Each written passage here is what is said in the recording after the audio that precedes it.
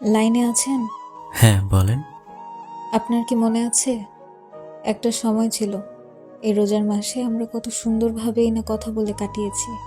সেহরিতে ওঠার জন্য কল দেয়া, মেসেজে কথা বলা, সারাদিন কিভাবে গেল সমস্ত কিছু বলা, নামাজ পড়ে একে অপরের জন্য দোয়া করা, মেসেজে বলে ইফতার করতে যাওয়া, নামাজ শেষ করে এসে মেসেজ দেওয়া।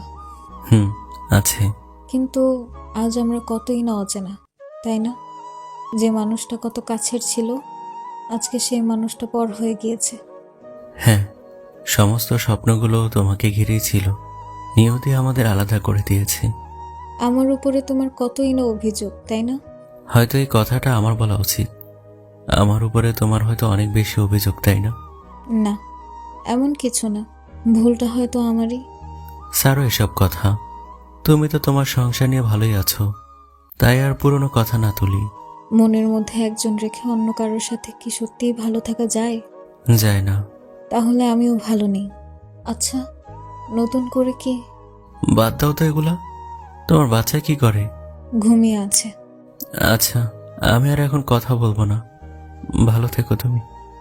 জানি ফোন রাখার পরে তুমি অনেক কান্না করবে। আসলে তোমার কাছ থেকে চলে আসার পরে আমি বুঝতে পেরেছিলাম তোমাকে আমি কতটা ভালোবাসি। কিন্তু অনেক দেরি হয়ে গেছে, তাই আর ভালোবাসার অধিকার নিয়ে তোমার কাছে আসতে পারিনি। পারলে আমাকে ক্ষমা করে দিও।